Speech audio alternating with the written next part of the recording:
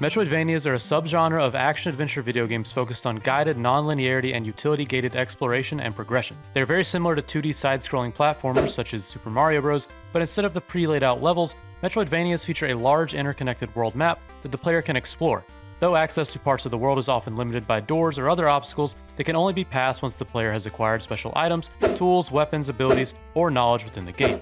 Acquiring such improvements can aid the player in defeating more powerful enemies and even locating shortcuts or secret areas within the world. Through this, Metroidvanias include a much tighter integration of the story when compared to normal side-scrollers, making for a more immersive experience and a more engaging story. The term Metroidvania comes from the game Metroid and, well, Castlevania. And while these two weren't the first of their kind, they are considered to be the most influential games of the Metroidvania genre. So before talking about the two grandfathers of the Metroidvania, games like Brain Breaker released in 1985 as well as Adventure should get some credit. Adventure was released in 1980 for the Atari 2600. In Adventure, the player controls a square avatar whose quest is to explore an open-ended environment to find a magical chalice and return it to the Golden Castle. Adventure is technically not a Metroidvania, but very similar styles apply. The game is open-ended with specific areas that must be progressed through after completing specific tasks, as well as bosses blocking certain areas. Going even further back, Adventure was conceived as a graphical version of the 1977 text adventure Colossal Cave Adventure, which if you remember from my History of Roguelikes video, which if you haven't seen yet, you should definitely go check it out. Colossal Cave Adventures was not only the inspiration for Adventure, and in turn Metroid and Castlevania, but it was also the inspiration for Rogue, which is considered the birth game of the roguelike genre. Colossal Cave Adventure was so influential in fact that on top of roguelikes and Metroidvanias, it can also be traced back to a few more game genres, but that'll have to wait for another video.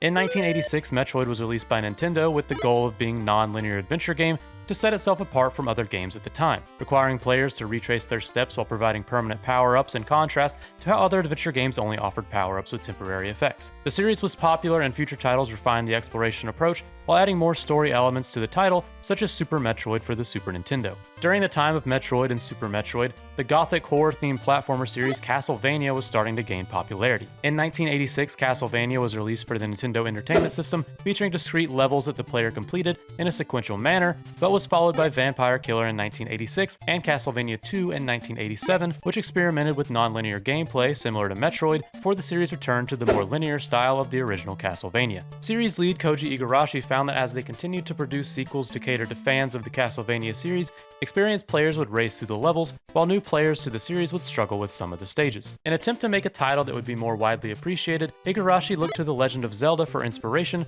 for his next upcoming title, Castlevania Symphony of the Night. The new title introduced a large open world to explore and the need to acquire key items to enter certain areas, which were elements already present in games such as Super Metroid. The one thing Symphony of the Night did bring that was new, however, was the incorporation of role-playing game elements with the means for the player to improve their character through experience. These new changes to the series proved to be quite popular, and most subsequent games followed this formula. So with the releases of Super Metroid as well as Castlevania Symphony of the Night, the foundations of what are considered Metroidvanias today were set. While both series continued to develop a few titles in this format, the concept of Metroidvanias started to gain more traction and started to see a couple new faces. The first big contender in the Metroidvania genre was a game called Cave Story, which released in 2004 on Microsoft Windows. Cave Story followed in Metroid's footsteps pretty closely, but quickly gained popularity for its polished design, such as its compelling characters, setting, story, and gameplay. And while it was directly inspired from games like Metroid, Cave Story itself quickly became one of the most important games not only in the Metroidvania genre, but in the gaming industry as a whole. In Cave Story, you play as a robot named Quote, who finds his way to a village of bunny-like people called the Maminga, who are housing a team of scientists that came to study the caves. Meeting up with the fellow robot Curly Brace and a selection of other characters, Quote must save the Mamingas and scientists from the Doctor, who is a rogue mad scientist who sees the magic helmet known as the Demon Crown and is trying to raise an army of robot soldiers and zombified Mamingas to take over the world. And if that summary sounds absurd, that's because it is, but that wasn't really why this is considered to be one of the most influential video games of the 21st century. This game, with its very in-depth story as well as gameplay, was created by just one person. Daisuke Amiya, or better known as Pixel, solo developed Cave Story for over 5 years in his free time, and this was the first time that a single person proved that they could rival a major studio, if not surpass them. After the release of Cave Story, the indie game industry exploded. Groups of friends who always dreamt of creating their own game saw that it could be done.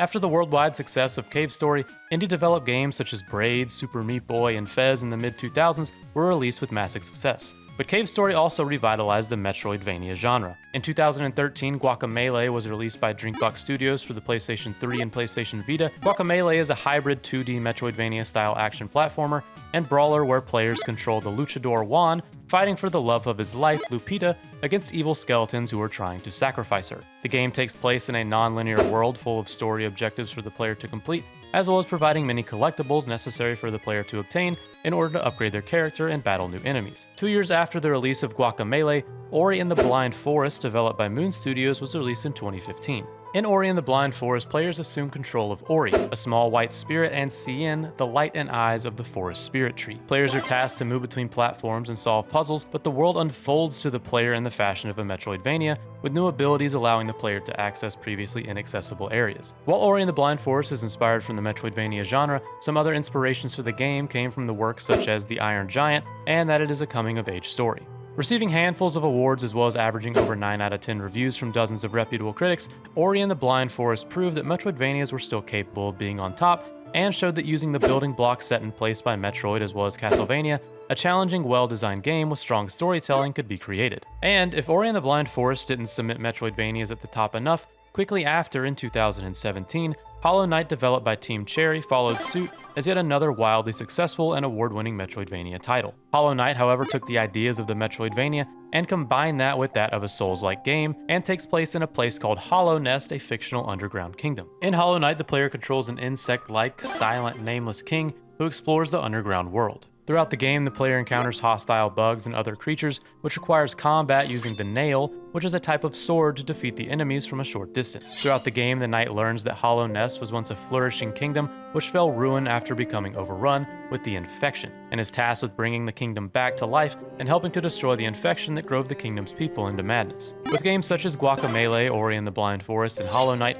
Metroidvanias were thriving, and other developers were hoping to jump on the trend. The genre's indie renaissance didn't go unnoticed by Koji Igarashi either, who in May of 2015 released a Kickstarter campaign for a Castlevania-influenced title called Bloodstained: The Ritual of the Night, where he ridiculed Big Studio's dismissal of the Metroidvania while imitating Symphony of the Night's Dracula. All while the indie gaming industry is exploding with fantastic new Metroidvanias, the big studios, who most dismissed the genre, were taking inspiration from it and applying it in different ways. The Metroid series, built off of the original, developed Metroid Prime, which was swapped into a first-person adventure built on the same style of exploration as the original. The Dark Souls series took the Metroidvania soft lock feature, which contains obstacles in the form of boss characters that are difficult to defeat starting out, but become much easier as the players level up and acquire new items. And games like Prey, which was developed in 2017, is an immersive sim but used Metroidvania level design concepts to require the player to traverse the setting multiple times as they gain additional tools and abilities. So with all of the indie developed Metroidvanias doing well, as well as the large titles grabbing at a bit of inspiration,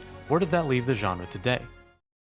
With the popularity of the genre being tied to the ease with which platformer games can be learned and mastered, while giving the player a character that they can grow the course of the game, Metroidvanias have proved that they have a style that works and can be successful time and time again. Metroid Dread, released in late 2021, which brought back some of the Metroidvania-style gameplay from the original, has sold nearly 3 million copies, making it the best-selling Metroid game to date. And if that isn't proof enough that Metroidvanias are as popular as ever, the sequel to the award-winning Hollow Knight, Hollow Knight Silk Song, currently sits at the #2 most wishlisted game on Steam and is set to release next year.